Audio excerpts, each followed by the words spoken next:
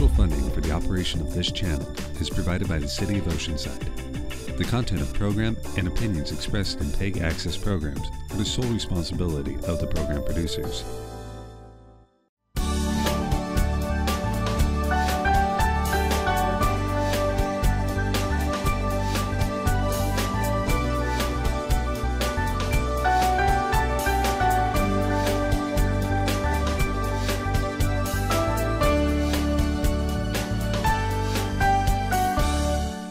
Hello and welcome to the inaugural broadcast of Faith and the Common Good. Our host is Pastor Harris, that's me, and I welcome you to this time of conversation. The intent of the program is to engage the faith community in conversation with the larger community about issues and concerns that affect us all, looking at ways that we together are able to address issues that affect the common good. How is faith important in our common life together? And in what ways is a conversation through the lens of faith a contributor to the quality of life as we experience it together? We're so grateful that you have joined us, and we are also grateful for the table as we sit together with our first guest, who is Mr. Felix Berry. He is the proprietor of Felix's Barbecue with Soul here in the city of Oceanside. Thank you so very much, Mr. Berry, for joining us today. Felix, if I may address you as such. Absolutely. And thanks for sharing in this time of conversation. Firstly, if you could tell us a little bit about how you came to appreciate business and desire to open your own business. Well, it started when I was about 12 years old. My mom was a beautician, and she did Mrs. Mitchell's hair. Mrs. Mitchell was the wife of Wash Mitchell, who had Mitchell's Barbecue. And so even though I was only 12 years old, I got to wash dishes, and I worked with them until I graduated from high school. And so that was kind of the food service bug. And then upon graduating from college, I got involved with Continental Restaurant Systems, and went through their management training program, and the rest is kind of history. Mm-hmm. And how did you begin your business here in the city of Oceanside? Totally by accident, really. I met a lady, she reminded me of my mother. Her name was Ruth Davenport. I was living in Orange County at the time. And she had a really small hole-in-the-wall place called Ruth's Place. It was a soul food restaurant, and it was very small. You could barely get in and out. And she always wanted a nice place where people could dine. And I kind of felt her passion. And I was out of the restaurant business by then, and I said I'd never do it again for a living. There was easier ways to make a living. And, but I did feel that I could help her. And so that's really how our conversation started. Several years later, I decided to help her, but I had moved to Oceanside by then. And she had this idea that we would open restaurants together. I signed a lease down here, and I didn't tell her about it until after I had signed the lease. And unfortunately, she was ill. She was a cancer survivor, 15 years. And after I signed the lease, she actually passed away. And so I had to make a decision. Mm-hmm. Do I fulfill her dream, you know, or do I just walk away? And everything happens for a reason. And I think that this was divine intervention. Mm-hmm. So that's how I ended up in Oceanside with a restaurant. Surely, thank you. Now, we are approaching, in the month of January, the 85th commemoration of the birthday of Reverend Dr. Martin Luther King, Jr. In the course of his work, of course, he's known more specifically for leadership in the civil rights movement. But as his work in that arena developed and deepened, he began to offer us imaginations about economic justice as well as social justice. And so in light of your preparations and experiences, your connections that you've just indicated as being divinely inspired, how do you feel that perhaps you've benefited from the legacy of Dr. King? Wow. I don't know where to begin. It's been such an interesting journey so far. When I think of the possibilities in terms of where, as a community, we've come, it's pretty incredible. I was born in Troy, Alabama, and a small farming community.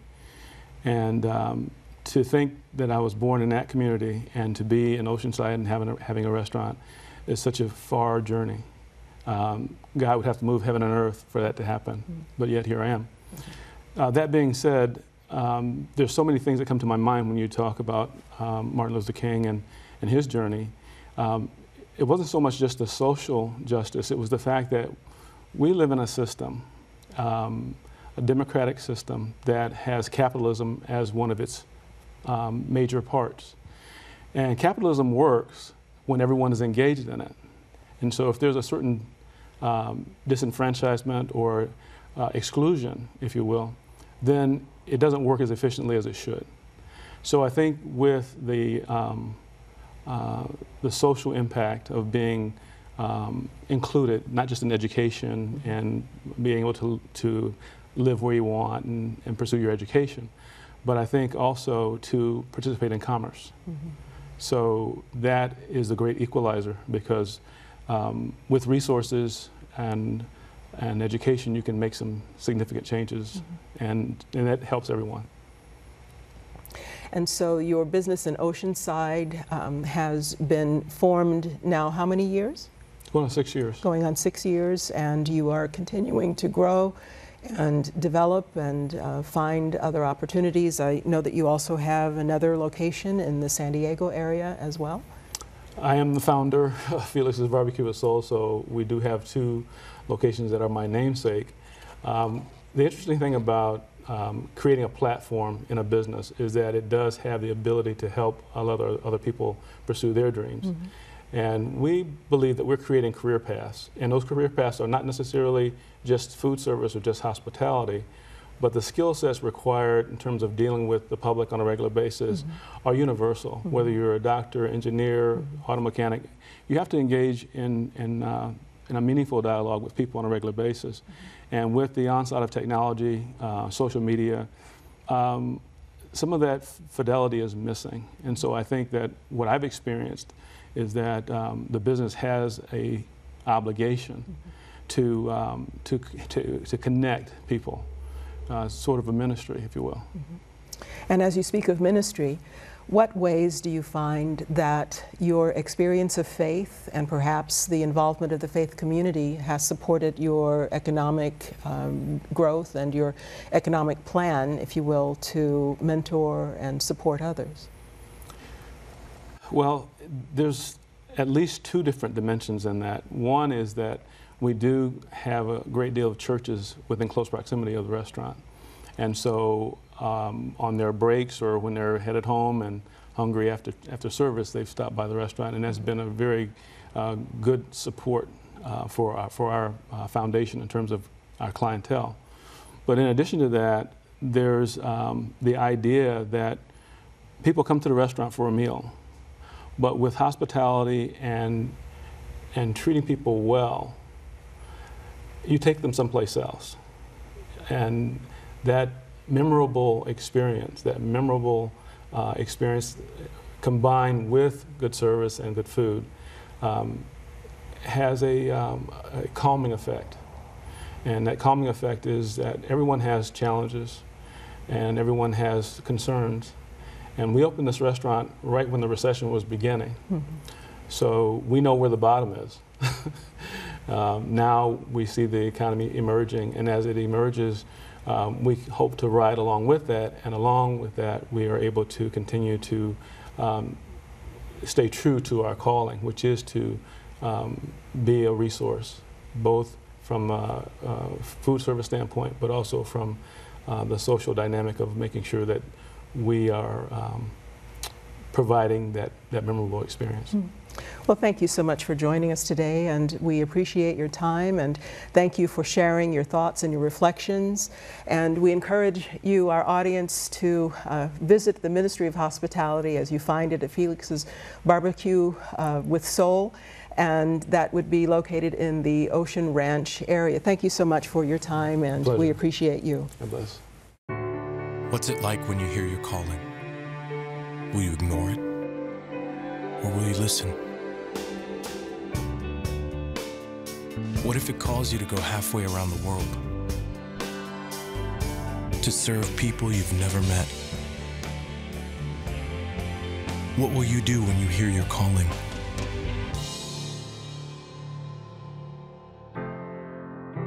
Peace Corps, life is calling. How far will you go?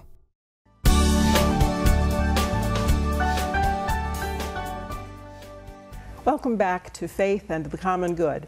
I'm your host, Pastor Harris, and we remember that within this 2014 year, we commemorate the 85th birthday celebration of Reverend Dr. Martin Luther King. The tenets of his practice and belief were based in many settings, primarily remembered for his civil rights activity. But as his theology developed, as his work continued, he began to focus more on other issues that addressed the whole of society, primarily looking at two prongs: the economic viability of society as well as factors affecting social justice concerns in our society. And so in this segment, we'll talk briefly with our guests about social justice. Joining me at the table this time are Carolyn Thies-Aird, who is the past moderator of Pilgrim United Church of Christ. And also we welcome the Reverend Dr. Jonathan Mitchell, who is the pastor of the Swedenborgian Church of San Diego. Welcome to both of you. Thank you. It's such a pleasure to greet you at this table, and thank you for sharing in this time of conversation. We realize that the two of your entities, both of your churches, are involved in a group of affiliate churches with an organization named Justice Overcoming Boundaries, whose principal work is that of addressing concerns of social justice. Would you tell us a little bit more about the social justice work of Justice Overcoming Boundaries? Well, I think the name says it all in many ways, Justice Overcoming Boundaries. My church got involved in it. It's a smaller congregation in a smaller faith tradition. And part of my message to the congregation that was yearning to find ways to serve the greater world is, let's not try to do it by ourselves. Let's join with like-minded people from other faith traditions. I'd done a lot of interfaith work in previous job before I moved to San Diego. And you know, really for the world's different faith traditions to come together and do work in an interfaith setting, you really are crossing all the boundaries and racial, ethnic, different immigrant groups, gender orientation, class. I mean, you start to cross them all. And you start to hear the stories, and it's a place to touch our common humanity. And really, that's the kind of work that Justice Overcoming Boundaries is doing, as I've experienced. Have great training for the congregations in how to have intentional conversations. They put you in settings where you are meeting people you wouldn't normally talk to and ask questions of each other you wouldn't normally ask in polite conversation, and you start to hear the stories. And issues all of a sudden become people that you know. And you really touch our common humanity. And it's something that all of the faith traditions teach, our common humanity, our equality before God, the greater power, however you phrase it in your faith tradition, you touch our common humanity. And I believe really for the world to heal, the different faith traditions need to come together to serve a suffering world. Thank you, Jonathan. Carol? Amen to that.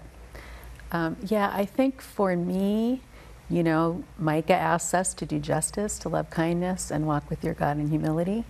And I think that's what Justice Overcoming Boundaries is about, and that's what faith-based community organizing is about, and how it's perhaps different. And to me, the humility part is important too, because it's about not assuming that you know what the community wants or needs, but understanding that you have to develop relationships with the community. It's not just about your insular church community, it's about developing wider relationships in your community and forming relationships in that community and getting to know those people so that it's a mutually beneficial relationship. You're learning about one another, you're seeing the face of God in one another, and that's what it's about. It's about becoming the one you know, that is divine love. That's really what it's about. That's what's at the heart of it. So in summary, we could say that the joining together of faith traditions coming from both Christian as well as other entities and traditions together, focusing on the common good for the benefit of all, which then develops a place of empathetic beyond the sense of compassion. It moves us into that truly relational understanding and the empathetic response versus the missional response, which is often the way we address concerns among us. Well, thank you for sharing that, and we'll take a brief moment to break and return in just a bit. What's up, y'all? This is Wyclef Jean. Yeah! Join me and 1 million other American Red Cross volunteers. American Red Cross volunteers do a lot of cool things in the community every day. Volunteers help victims of disasters, donate blood, teach skills like first aid and CPR, and helping others feel good about themselves. Become an American Red Cross volunteer today by contacting your local Red Cross chapter or by visiting us, redcross.org. Holla at me.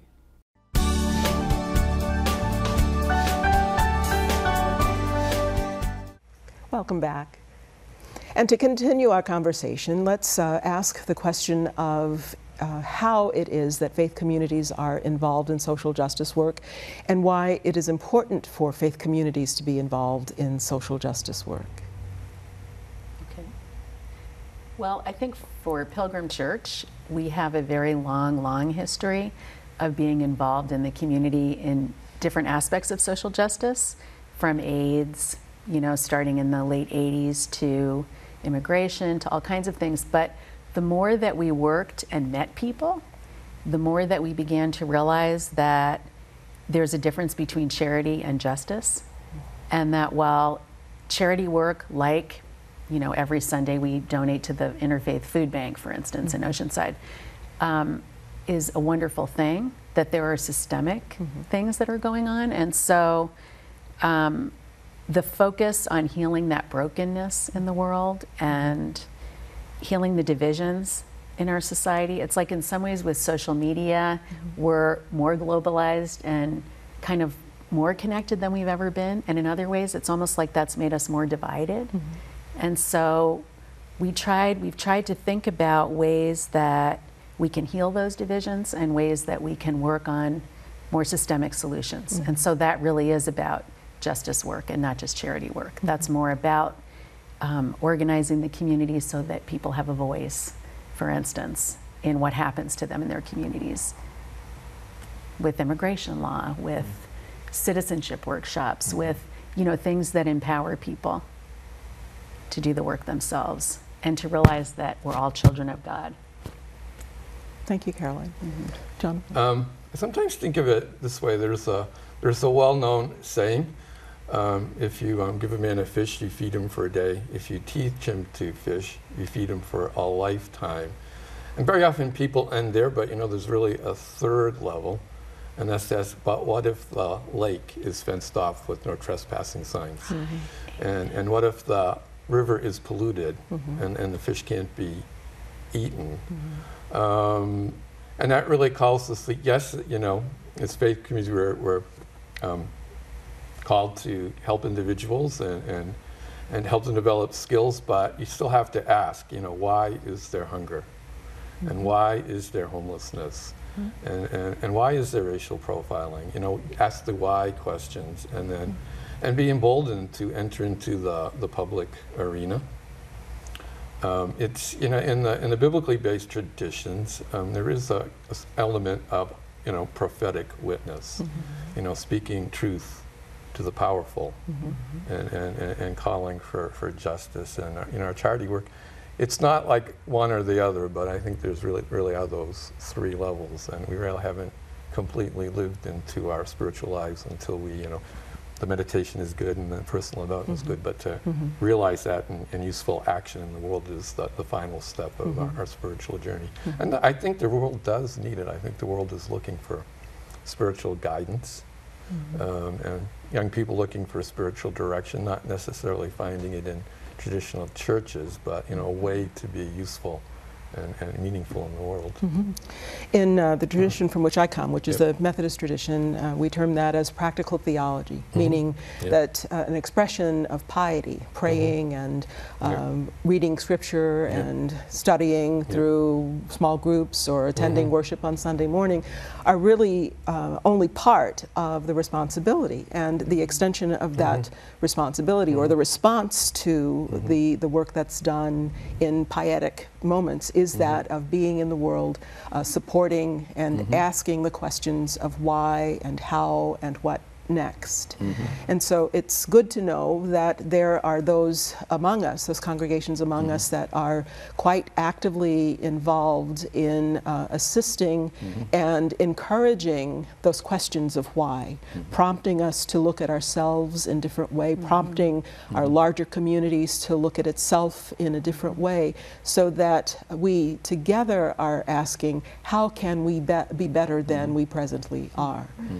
And so you suggest then that the impact of faith as it relates to social justice is primarily that prompting of why as an articulator to the rest of the sectors as we work together, moving us forward to that place of betterment for everyone. Thank you very much for sharing your reflections on that question, and we'll take a break and be back in just a moment. They do not have to die, but they do. 24,000 children every day. They die for reasons we can prevent. Like not getting enough food or medicine. Or clean, safe water to drink. But we are gaining ground.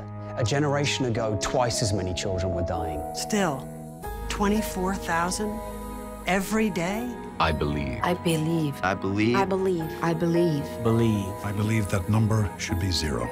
Believe in 0.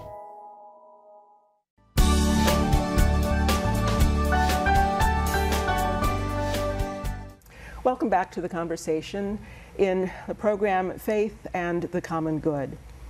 We are commemorating the 85th birthday celebration of the Reverend Dr. Martin Luther King Jr. in our inaugural program as we lift up some of the concerns that he lifted up. Issues that speak to social justice, issues that speak to economic justice, racial equality, or poverty as they relate to the faith community and its impact on each of these concerns and more. Our guests are from Pilgrim United Church of Christ and the Swedenborgen Church in San Diego. Caroline Thies and Dr. Jonathan Mitchell. We're so glad again that you have been able to join us this day, and we are grateful for the time that you're spending in conversation with us. Another question for you relates to your specific contexts. What have your particular faith communities been doing as it relates to involvement and impact on social justice issues in our area? One place that really brought it alive for me when last September the group that's just forming in central San Diego had its covenanting ceremony, and as part of that several people testified. A foreign student, her experience with transportation and getting around. A young undocumented woman spoke quite eloquently about remaining here with her mother and younger siblings after her father and older siblings had been deported. And a woman from my congregation also spoke eloquently about having to quit a job and come from Hawaii to San Diego to take care of a mother with Alzheimer's. And just hearing those experiences changes the audience. But what you also see going on in those contexts, and asking people to testify and preparing them to do that, is you're empowering people very often who don't feel they have a voice to realize they do have voices. And it's one of the big things that Justice Overcoming Boundaries does, and its national training and its local training, is to give people the courage. People that usually think of themselves as marginalized, to realize you do have a voice, and you can speak up, and you can start to see the transformations taking place. And I think that's how another way community organizing works. First of all, as churches and individuals, we get to know each other at a deeper level, but then we're also inviting and encouraging people and supporting them as they find their voices and make them heard.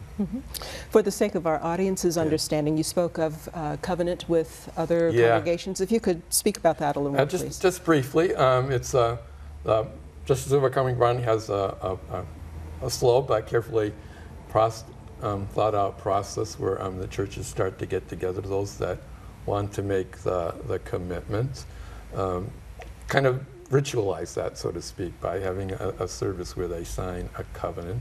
It's a biblical concept. I mean, it's like a contract. It's a sacred pact to make a covenant. So these churches have covenanted together to work on social justice issues, and we're always inviting and looking for other faith communities to join us. So it was a very moving occasion. So simply, this is a group of faith communities that have come together, determined to work on a particular issue together. Yes. And so there is no no bent toward one or another denomination. There's no bent toward one or another strength. It's everyone's strengths together, coming together through the lens of faith to resolve a particular concern. Thank you. Thank you for sharing that. Caroline? Can you repeat the question? Surely. It's a question about the impact that faith community has on a particular issue, and if you could contextualize that for us. What is your particular faith community doing, and how is that work impacting the larger community? The larger community. Yeah. So I would say we work on a lot of different issues. One of the ones we've been working really hard on over the past few years is immigration and justice for immigrants. And for instance, you know, you were talking about empowering people. I feel like I've seen these kids go who are dreamers, who were born here, or rather not born here, but came very young. Some of them as young as a month, 2 years, 3 years, 4 years old. They've been raised as American.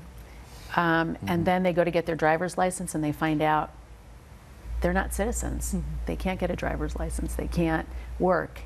You know, what does this mean for their future? And so I've seen these kids go from feeling really disenfranchised, really depressed oftentimes, really at a crisis of faith even, to finding their voices. And we've been there alongside. And so it's been a really beautiful journey. And as a result of a lot of what I think of as community organizing happening across the country and faith communities all over, you know, the president did sign deferred action for childhood arrivals. And so we've watched those kids get driver's licenses, you know, and get jobs and, you know, find their voice and get out there. And it's been a really beautiful and amazing journey. One of the things that we did, you know, we have a small scholarship fund because it's $465 someone has to come up with to file for that when they can't have a job legally, you know? And so we started with that. And then at a certain point, we started visiting congressional offices with them and being witness to their stories and saying, you know what, I'm a constituent and I'm a person of faith. And I support their journey, and I'm here, and I'm not going away, you know? And so I think it's the prophetic voice, and it gives us that opportunity together, you know, to find our common shared humanity, to see that, to see the divinity in all of us and to work together. It's a really beautiful thing. Well, thank you for sharing so powerfully. And thank you both for joining me this day, and I am grateful for the work that you are doing, and we offer our support to you as you continue the work of social justice and look forward to hearing more stories as you share them with us. Thank you very much for joining us. Thank you. Thank you. Well, that's it for our first edition of Faith and the Common Good on Oceanside Talks. I'm your host, Pastor Harris, and thank you for joining us this time, and we look forward to seeing you again. We want to remind you that you are able to not only watch the program on broadcast, but you may access it on video on demand. You may also purchase a copy through koct.org, and you are encouraged to watch our next program. We will be here every month from now through the end of the year, addressing issues of faith as they relate to our community, and especially as it relates to how we all together can serve our community for its better good as we look at the common good.